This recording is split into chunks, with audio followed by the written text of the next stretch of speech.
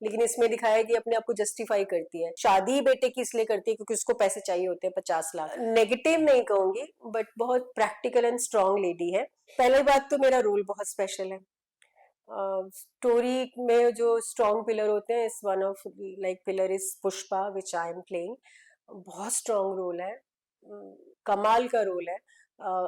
Entry इतनी कमाल की है, every single scene which I get is like full of emotion और फुल ऑफ स्ट्रेंथ और वट एवर। मतलब it's like Pushpa is doing everything to, like होता है ना कि स्टोरी में जितने भी ट्विस्ट एंड टर्न लाने हैं, चाहे पहले सब हिला रखा था कि यार मुझे हवेली बचानी है, घर बचाना है, तो जितना भी साम दाम दंड भेद कर सकती है और घर में वही होगा जो वो ये कहेगी। तो Pushpa is very strong character. उसको गलत नहीं दिखाया, कहीं भी नेगेटिव नहीं दिखाया, उसको दिखाया कि सिचुएशन से वो उसने माइंड बना लिया है फाइट करने का, कि वो अपनी फैमिली को, अपनी हवेली को, अपनी पुश्तैनी, सारा जो भी एक है ना प्राइड को बचाने के लिए शील डू एनीथिंग बट शील save it for her kids, for her family. तो वो जो पूरा स्टार्ट से लेकर अब तक, और उसके बाद जब वो हो जाता है, उस शादी बेटे की इसलिए करती है क्योंकि उसको पैसे चाहिए होते हैं 50 लाख अपने कर्जे दे के घर बचाने के लिए। तो उसका जो पहला काम होता है ना, मतलब हमारी स्टोरी ये भी है कि क्या ये ठीक है बात कि दहेज लेना, पैसे लेना, ये सब लेना, लेकिन इसमें दिखाया है कि अपने आप को जस्टिफाई करती है कि हम लेंगे, अपना सब बचाएंगे, फिर हम जब कमाएंगे तो हम वापस कर देंगे। तो उसका ये भी साइड है कि वो अच्छी है लेकिन वो अपनी लाइफ बचाने के लिए करती है। तो पुष्पा बहुत स्ट्रॉन्ग कैरेक्टर है। उसका बहुत इमोशनल स्ट्रॉन्ग बॉन्डिंग दिखाई है उसके बेटे जो हमारा हीरो है रणबीर के साथ, कि वो उसके साथ बहुत अटैच्ड है। दो बेटे हैं इसके, अनिकेत एंड रणबीर, पर रणबीर के साथ उसका अभी तक बहुत क्लोज बॉन्डिंग दिखाई है, क्योंकि वो बेटा वो है जो आज्ञाकारी बेटा है। वो उसके लिए जो पुष्पा है, माँ है, भगवान है। लिटरली वो कहता है मेरी माँ भगवान है।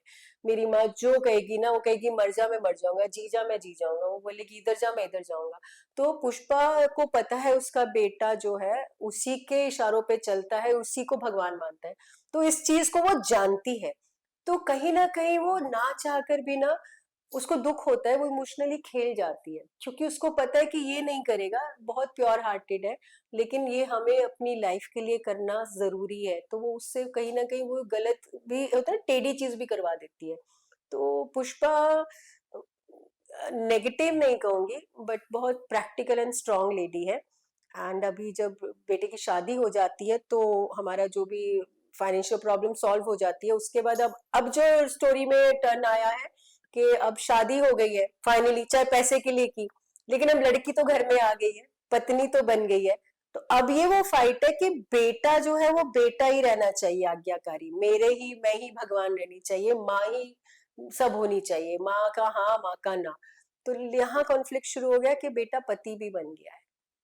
तो वो अब वो बीवी की सुनने लगा है, या बीवी को समझने, कहीं ना कहीं मुझे वो लग रहा है कि ऐसा नहीं हो सकता, पति वती नहीं, बेटा बेटा ही रहेगा। तो अब थोड़ा सा जो वो बहुत स्ट्रांग और स्ट्रेट एंड पॉजिटिव थी, कहीं ना कहीं अपने घर में अपनी जगह बनाए रखने के लिए, अपने बेटे को अपने पता ना काबे कब्जे में रखने के लिए, she is playing little bit grey now. हाँ, मुझे लगता है कि ये जो रोल है बिल्कुल वैसा ही है जैसे बेटा मूवी में अरुणा ईरानी का, and I think Anil Kapoor ji थे।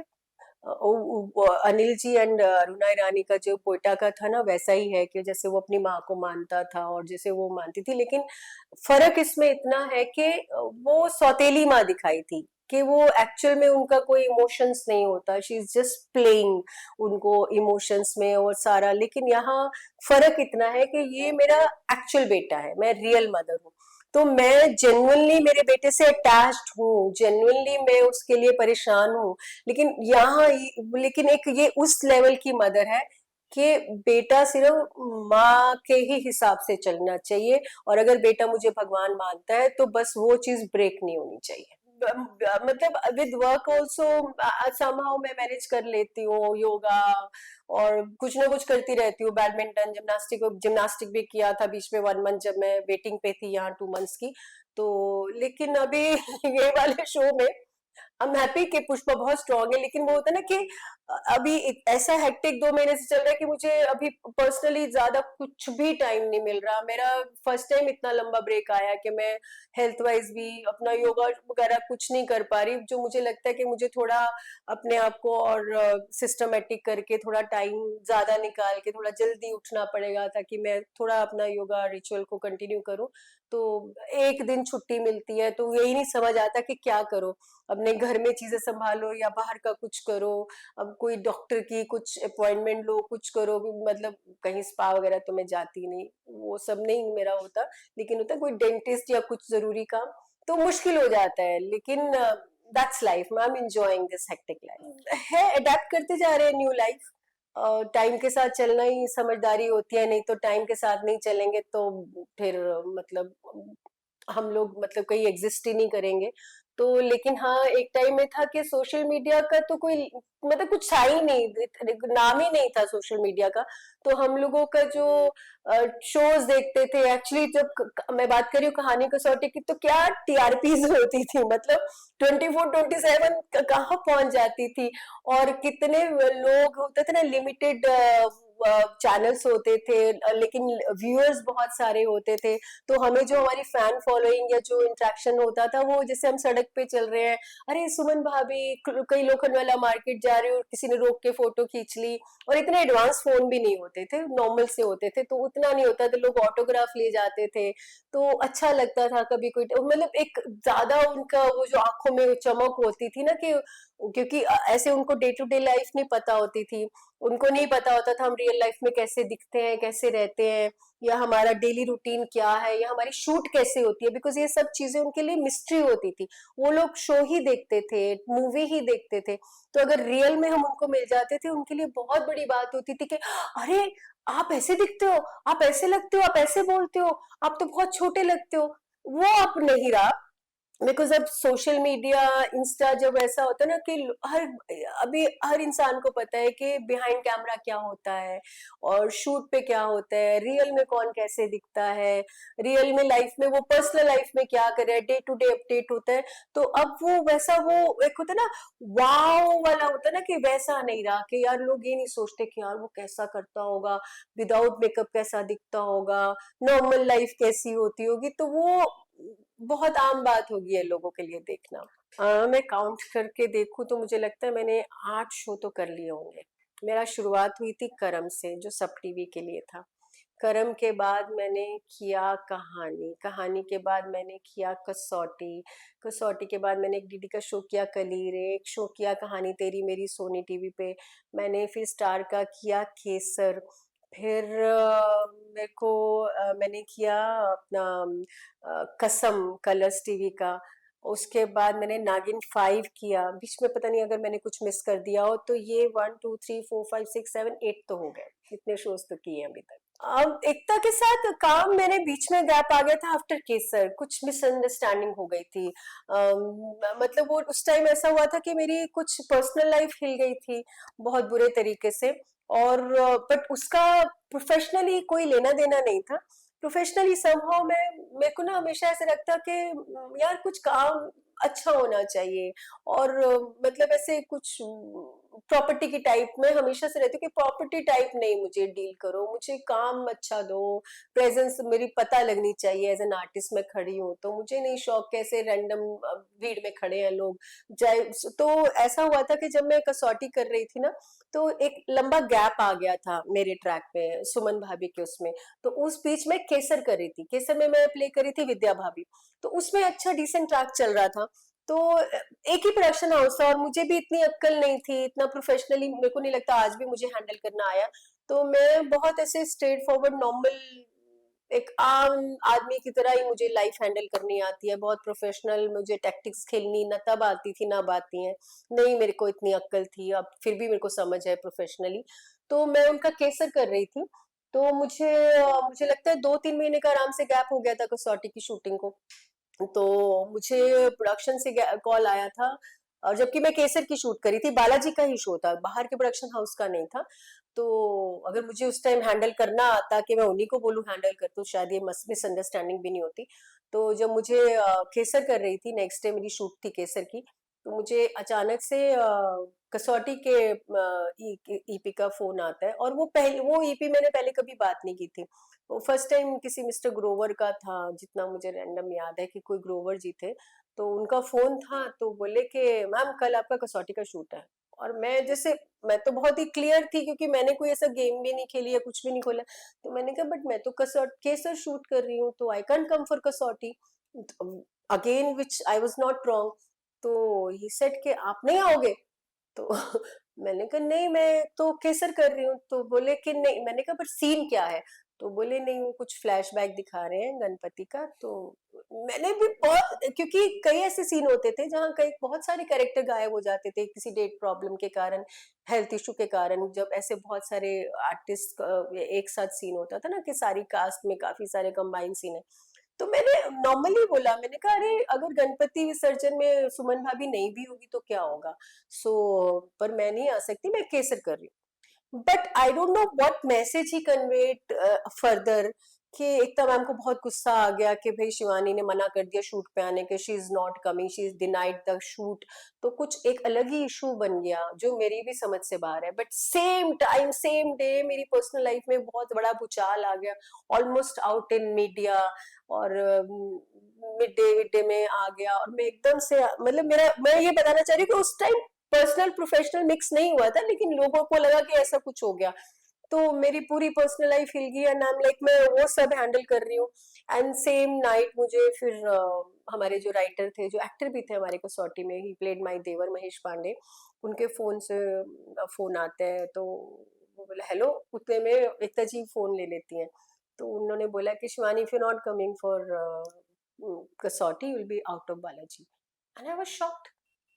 एंड लेकिन मैं पर्सनली इतनी उस टाइम डिस्टर्ब थी, ब्लैंक थी, एंड आई एम लाइक कि लिसन। तो उन्होंने नहीं सुना, उन्होंने फोन ठक ठक रख दिया, but she was very angry. But लेकिन मैं, क्योंकि उस टाइम पर्सनल लाइफ भी सेम टाइम में हिल गई थी ना, तो मैंने वो एफर्ट या वो नहीं किया, मैं बात करूँ कुछ करूँ, तो सडनली दोनों चीजें डिस्टर्ब हो गई। और वो अच्छा नहीं लगा, पर मुझे समझ नहीं आया, मुझे यही नहीं समझ आया आगे मैसेज क्या कन्वे हुआ है। तो लेकिन हाँ, ये मतलब कुछ मिसअंडरस्टैंडिंग बीच वाले लेकिन अगर देखा जाए तो एक ही प्रोडक्शन हाउस था। तो गलतफहमी होनी ही नहीं चाहिए थी। तो जो मतलब प्रोड्यूसर्स तक बात ही गलत तरीके से रखी गई, बहुत बड़ा इशू बन गया था। सब लोग गॉसिप करने लग गए कि देयर इज समथिंग, कुछ लोगों को फाइट हो गई, कुछ तो शिवानी ने कर दिया, she denied for coming for मतलब कसौटी, and she is out of Balaji, and पता नहीं कि कुछ, मतलब लोग बातें भी अपने आप में बहुत सारी मजे लेने लग जाते हैं, और सेम टाइम अगर कुछ और कंट्रोवर्सी हो जाए तो लोग मिलाने लग जाते हैं। पर ऐसा कुछ नहीं हुआ था। लेकिन हाँ, उसके बाद काफी टाइम तक, क्योंकि मैं थोड़ी पर्सनल लाइफ के कारण अपने शेल में चले गई थी, तो मैं काम नहीं कर पा रही थी। और उसके बाद फिर ऑटोमेटिकली बालाजी में भी गैप आ गया। केसर से मुझे वापस कॉल ही, मैं केसर की शूट के लिए भी कॉल नहीं आया, तो मैं केसर में नहीं गई। तो उसके बाद मुझे नहीं पता कि केसर के सेट पे क्या हुआ, या बालाजी में क्या हुआ, या बालाजी में क्या बातें हुई, उसकी मुझे कुछ भी नहीं पता। बट डेफिनेटली बहुत सारी स्टोरी बनी, बहुत सारे मसाले अंदर अंदर अंदर हुआ, कि पता नहीं इतनी बड़ी बात हो गई। लेकिन उसके बाद मैंने फिर जब 2.5-3 साल के बाद एक प्रॉपर, मतलब थोड़ा कर रही थी बीच बीच में एपिसोडिक वगैरह, बिकॉज लाइफ में सरवाइव तो करना ही था कुछ, लेकिन रेगुलर नहीं कर पा रही थी, थोड़ा संभलने में टाइम लगा। तो लेकिन फिर जब मैंने रेगुलर काम शुरू किया, तो उन्हें आउट ऑफ बालाजी काफी सारा काम किया। आई थिंक मुझे याद है जब सबसे स्ट्रॉन्ग रोल मैंने एकदम कमबैक टाइप्स हुआ था, मैंने संतान में किसी को रिप्लेस किया था, विशाखा का रोल था, आउट एंड आउट नेगेटिव। वो मेरा फर्स्ट नेगेटिव था, out and out negative after Balaji. तो उसके बाद मैंने बहुत सारे काम किए, ओढ़नी एंड ऑल। बट फिर एक लंबे टाइम के बाद मैंने बालाजी में, जो कॉल्स आते थे, जैसे पहले तो हमारी इन हाउस कास्टिंग हो जाती थी, बट इतने सालों में टाइम चेंज हो गया।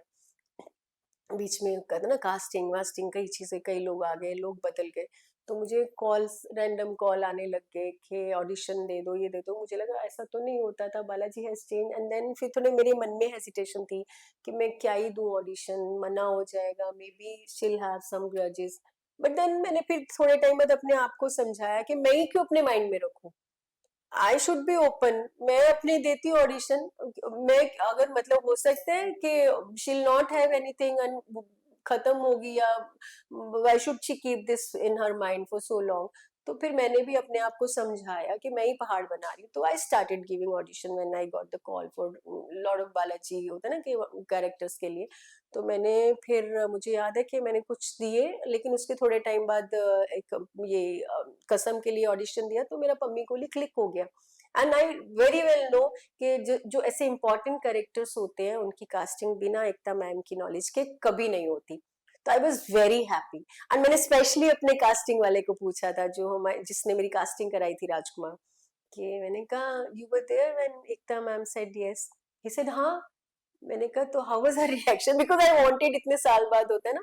तो आई सेड कि जब मेरा नाम आया कितने और लोग थे, बिकॉज मेरा वैसे मैं कभी नहीं पूछती बिहाइंड कास्टिंग क्या हो रहा है, मेरा काम हुआ ठीक है, नहीं हुआ तो आगे बढ़ो, मैं आई डोंट नॉट इंटरेस्टिंग के पीछे किसने क्या किया। बट यहाँ मेरे को था कि मैंने इतने टाइम बाद हम लोग जो बालाजी में मैं वापस काम कर रही हूँ, तो हाउ वाज एकताज रिएक्शन? तो राजकुमार सेड मुझे तो बहुत अच्छा लगा, बिकॉज जितना मुझे ध्यान है, उन्होंने बोला था दो ही नाम थे, बट आई वाज श्योर आप करेंगे। एंड जब मीटिंग हुई तो एकता मैम सेड कि हाँ ये पम्मी कुली शिवानी करेगी। तो आई वाज लाइक, तो आई ओनली, मतलब मुझे बहुत अच्छा लगा। एक होता है ना कि हाँ, कि उनको पता है कि हाँ ये पम्मी कोहली, क्योंकि इतने टाइम बाद, इतने केसर के बाद, इतने लंबे गैप के बाद उन्होंने मुझे और बहुत प्यारा कैरेक्टर था। पम्मी कोहली बहुत स्ट्रॉन्ग, बहुत प्यारा कैरेक्टर था, मतलब लिटरली उस टाइम फैन फॉलोइंग इंस्टा पे कितने आईडी खुल गए थे, शिवानी के नाम से, पम्मी कोहली के नाम से, पाकिस्तान के फैन, दुबई के फैन, वो बहुत आपका भी प्यारा कैरेक्टर क्योंकि था। सास भी कभी बहू थी के बारे में क्या कहना है? क्योंकि सास भी कभी बहू थी। सेकंड, नया सीजन। नया सीजन मुझे लगा मेरे उसमें, हाँ नहीं, क्योंकि सास का नया सीजन आई थिंक हिट चल रहा है, और इट्स नॉस्टैल्जिक, बिकॉज हम लोग का एक टाइम था जब क्यूकी और कसौटी साथ साथ चलते थे, और उस टाइम करोड़पति भी आता था, तो नॉस्टैल्जिक फील होता है।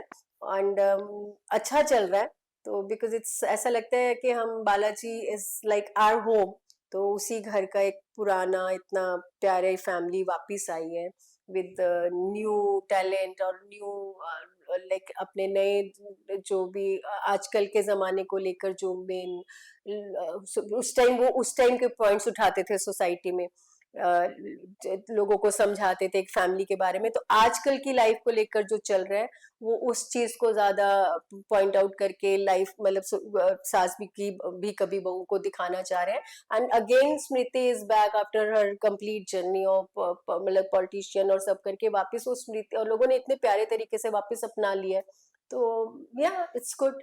मैंने ओटीटी ना एक ही किया है, नहीं दो किया है। उल्लू टीवी के लिए किया था मैंने, उसका नाम था सुल्तान, लेकिन it was suppose to be कुछ डिफरेंट डॉनर के लिए था, और मेरा रोल भी बड़ा अच्छा था उसमें, बड़ा मजेदार था, मदर ऐसे वही छमिया टाइप और नौटंकी टाइप, और भैंसा उसने पाला हुआ था सुल्तान, तो अच्छा था। लेकिन ना मैं थोड़ी ज्यादा उसके बारे में बात भी नहीं की, because the way they plan to launch and to make, लेकिन वो बनते बनते कुछ भरता बन गया, तो वो जो सोचा था, जैसे आना था, जैसे होना था, वो हुआ नहीं, तो वो मेरी एक्साइटमेंट खत्म हो गई। और एक और मैंने जी के लिए किया था, तो उसका पार्ट 2 आना था, जिसमें दिस मदर, जो मैं ऐसे ना थोड़ी हिप्पी टाइप मदर बनी थी मैं, मेन लड़की की, I think Isha played that role, Isha, Isha Singh, तो उसकी मदर दिखाया था। हम लोगों ने साथ में काम नहीं किया, बिकॉज मेरा अलग कट था कि मैं कहीं आश्रम में उससे लैपटॉप पे बात कर रही हूँ, तो it was suppose to be second part में, अभी तक आया नहीं सेकंड पार्ट, कि उसमें ज्यादा स्ट्रॉन्ग रोल होगा मदर का, वो उसमें सिर्फ एक ही वो था सीन, जो अच्छा था। तो अभी तक एक्चुअली मेरा यही एक्सपीरियंस रहा है बहुत, लेकिन आई वांट कि कुछ अच्छा स्टार्ट हो, कुछ अच्छा क्लिक हो, कुछ मजा आए, कुछ अच्छे बड़े प्रोडक्शन हाउस के साथ कुछ ज्यादा स्ट्रॉन्ग कैरेक्टर्स में मैं ओटीटी में काम करूं, तो अभी वेट कर रही हूँ। अभी तो बीच में लंबा गैप आया था, तो आई वांटेड कि ओटीटी में स्टार्ट हो जाए, क्योंकि डेली सोप एक बार साइन किया तो फिर मैं नहीं कर पाऊंगी, तो वही हुआ। आफ्टर रिश्तों से बंदी गौरी के बाद 15-20 दिनों में मैंने ये साइन कर लिया नया शो, रंगबाजी दिलों की, तो अब एक बार डेली सोप शाइन कर लिया, तो उसके बाद वो इतना टाइम नहीं हो पाता, कि बीच में जैसे एड्स वगैरह के भी आते हैं कि आप सेल्फ टेस्ट भी तो नहीं दे रही, क्योंकि मुझे पता है मैं कर नहीं पाऊंगी, तो फिलहाल तो मुझे नहीं पता अगर मेरा टाइमिंग वैसा मैच होगा तो, but I really want to do. What is the message to your audiences and fans? Audience को, खुश रहो, मस्त रहो, शांति से रहो, सारे दिन त्योहार अच्छे से सेलिब्रेट करो, नफरतों से दूर रहो, प्यार बांटो, इज्जत बांटो, और वही लो, और प्लीज मुझे देखते रहो, मुझे मेरी कमियां बताओ, रिस्पेक्टफुल रहो और मुझे अच्छा लगेगा। आप हमेशा से मुझे बहुत प्यार करते हो, मेरे एक्चुअल में सारे कैरेक्टर्स को आपने बहुत प्यार दिया है, मुझे अच्छे कॉम्प्लीमेंट दिए हैं, तो ऐसे ही आप मेरे सारे काम देखते रहें और मेरे साथ मैनिफेस्ट करें कि मैं और बिगर और बेटर रोल करती रहूं।